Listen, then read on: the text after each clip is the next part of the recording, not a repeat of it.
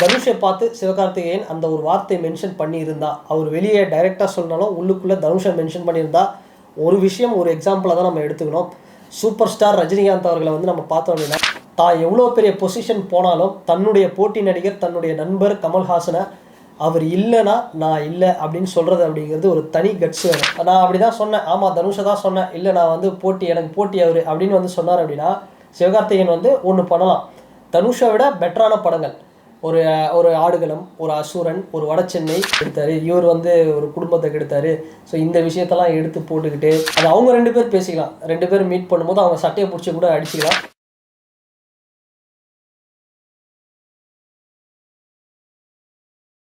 Sivakarthikeyan versus Dhanush இவங்க பிரச்சனையை பற்றி தான் இந்த வீடியோவில் நம்ம பார்க்க போகிறோம். ஒரு விஷயத்தை இந்த வீடியோவில் நம்ம வந்து பார்க்க போகிறதில்ல. அது என்னென்னா, சிவகார்த்திகேயன் வந்து ஒரு இசையமைப்பாளருடைய ஒய்ஃபு, அவங்க கூட வந்து இந்த மாதிரி ஒரு பெரிய பிரச்சனையாச்சு, ஒரு தொடர்பு இல்லீகலான ஒரு விஷயம் பண்ணிட்டாரு. ஸோ இது வந்து அவர் வந்து ஒரு தப்பான ஒரு மனிதர் அப்படிங்கிற மாதிரி. இன்னொரு பக்கம் தனுஷ், ஊரில் எந்த டைவர்ஸ் ஆனாலும் அதுக்கு காரணம் தனுஷ் தான் அப்படிங்கிற மாதிரி ஒரு விஷயம் வந்து போயிட்டுருக்கு.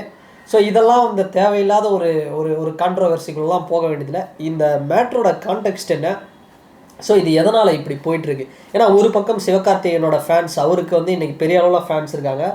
அவருடைய படம் வந்து இன்றைக்கி 100 கோடி கிட்ட வசூல் பண்ணுது சராசரியாக. டாக்டரும் சரி, இல்லை அதுக்கப்புறம் வந்து இப்போ ரீசெண்டாக வந்து அயலானும் கிட்டத்தட்ட 100 கோடி வசூல் பண்ணுற படம். பெரிய அளவில் ஒரு ஃபேன் பேஸ் இருக்குது. விஜய் சாருக்கு வந்து எப்படி கிட்ஸு, லேடிஸ், ஃபேமிலி ஆடியன்ஸோ அந்த அளவுக்கு வந்து சிவகார்த்திகேயனுக்கு இருக்குது. தமிழ்நாடு தாண்டி கர்நாடகா, ஆந்திர பிரதேஷ், பல இடங்களில் வேர்ல்டு ஃபுல்லாகவே அவருக்கு வந்து இருக்கிற தமிழர்கள்கிட்ட ஒரு நல்ல ஒரு ஃபேன் பேஸ் வந்து வந்துருச்சு இன்றைக்கி சிவகார்த்திகேயன். ஸோ இன்னொரு பக்கம் தனுஷுக்கு வந்து தெரியும், ஒரு கோரான தனுஷ் வெரியன்ஸ் வந்து பெரிய அளவில் வந்து இருக்கிறாங்க.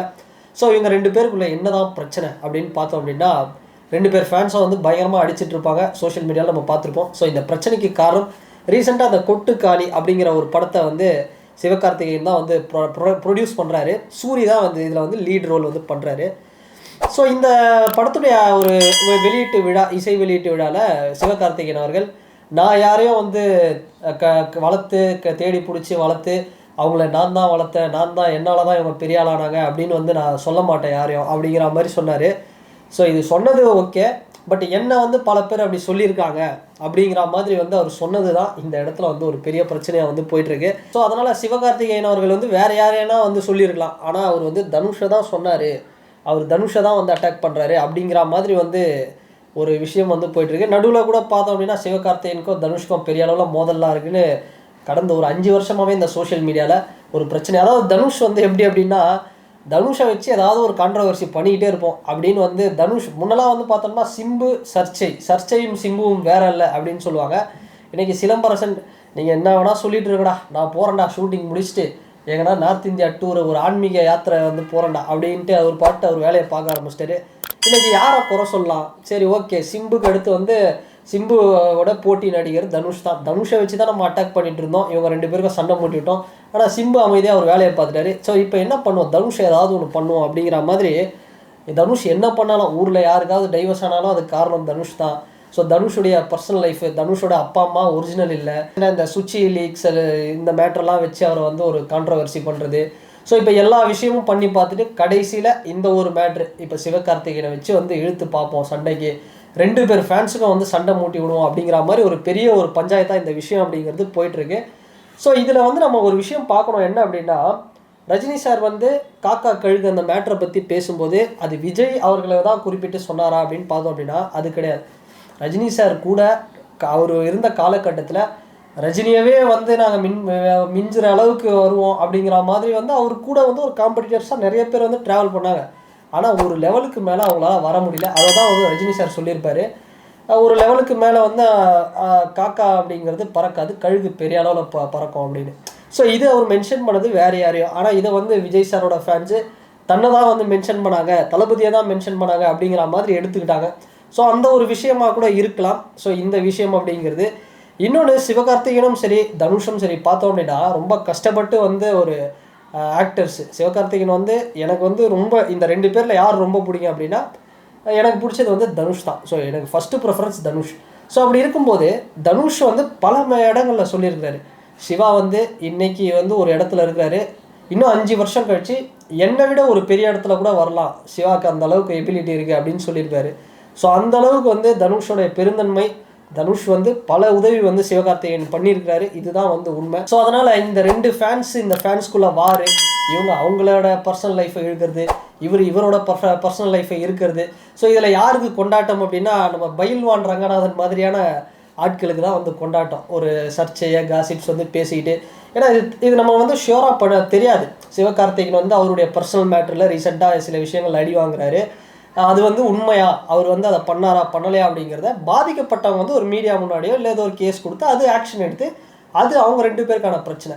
இல்லை தனுஷ் இன்னொரு பக்கம் வந்து ஒரு பிரச்சனை வந்து பண்ணிட்டுறாரு, இது மாதிரி பண்ணுறாரு, இவ்வளோ ஃபேமிலியில் வந்து அவர் இதை பண்ணுறாரு, அதெல்லாம் சொல்கிறது பாதிக்கப்பட்டால் அவங்க அது கோர்ட்டு கேஸ், அது அவங்க பிரச்சனை. ஸோ இந்த பிரச்சனையை கொண்டு வந்து சினிமாவுக்குள்ளே போட்டு நன்றி கெட்ட சிவகார்த்திகேயன் அப்படின்னு டேக் பண்ணுறது, தனுஷை வந்து கேவலமாக இன்றைக்கி வந்து பார்த்தோம்னா ஹேட்டர்ஸ் எல்லாருக்குமே. இப்போ இன்றைக்கி வந்து சிவகார்த்திகேயனை நன்றி கெட்ட சிவகார்த்திகேயன் சொல்கிறவங்க கொஞ்ச நாள் முன்னாடி தான் தனுஷை வந்து ரொம்ப கேவலமாக சுச்சி அவங்களுடைய அந்த மேட்டரை வச்சு ரொம்ப கேவலமாக வந்து பேசிகிட்டு இருக்காங்க.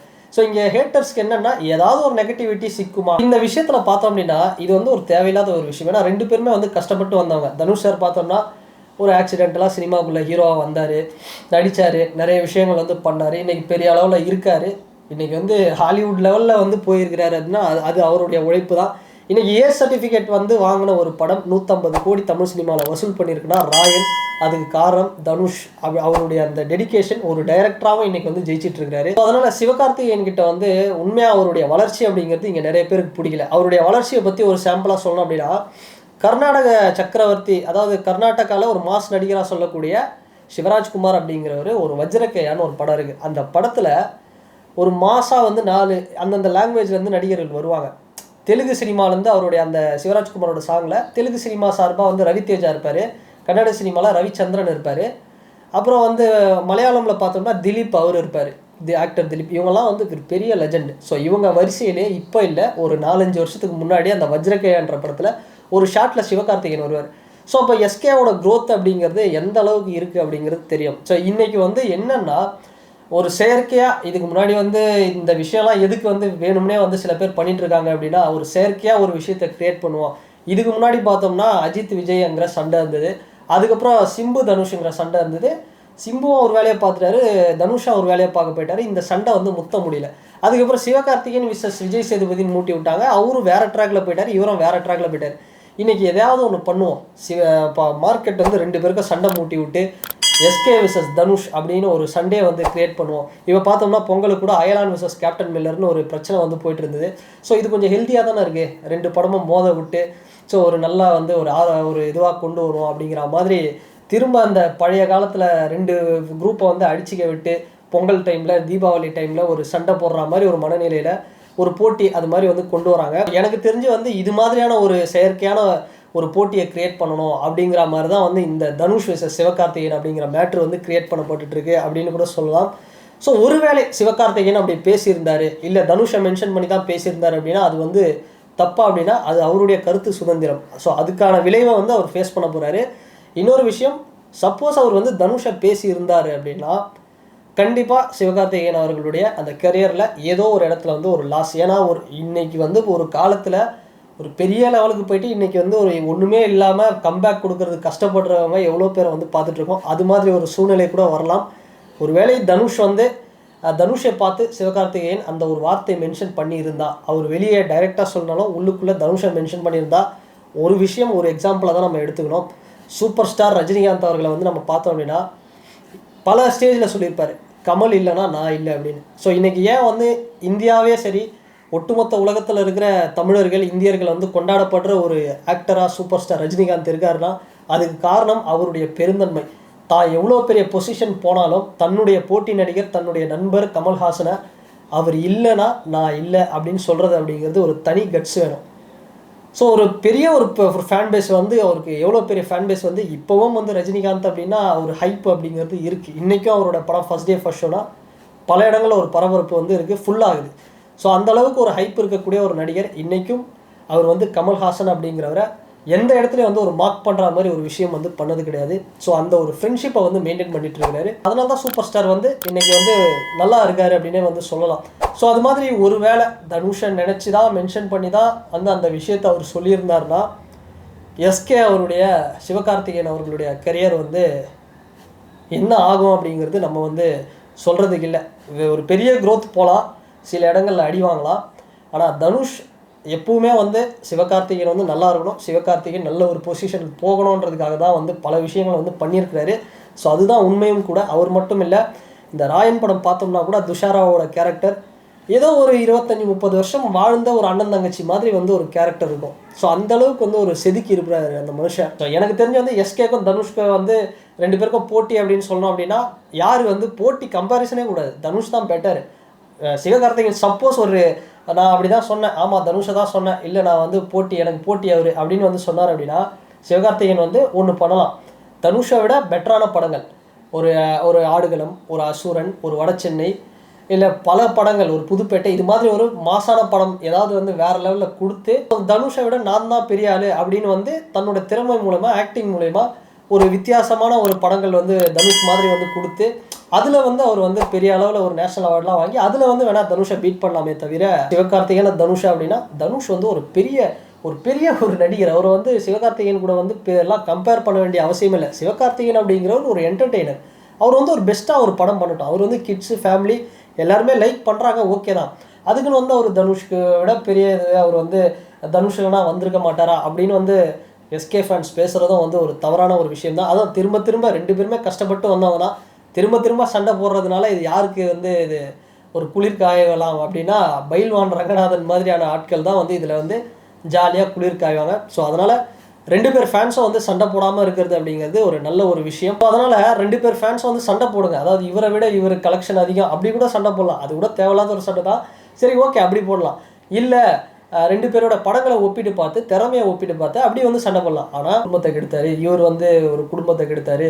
ஸோ இந்த விஷயத்தெல்லாம் எடுத்து போட்டுக்கிட்டு தேவையில்லாத வந்து ஒரு பேசுறது அப்படிங்கிறது அது அவங்க 2 பேர் பேசிக்கலாம். 2 பேர் மீட் பண்ணும்போது அவங்க சட்டையை பிடிச்சி கூட அடிச்சிக்கலாம். ஸோ நம்ம வந்து அது பேசுறது அப்படிங்கிறது ஒரு தேவையில்லாத ஒரு விஷயம்.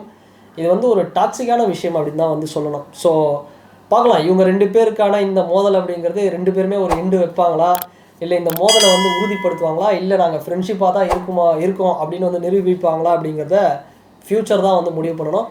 அண்டு இந்த வீடியோ சிவகார்த்திகேயன் விசஸ் தனுஷ் இவங்க சண்டை பற்றின உங்களுடைய கருத்து என்ன அப்படிங்கிறத இந்த கமெண்ட் செக்ஷனில் பதிவிடுங்க.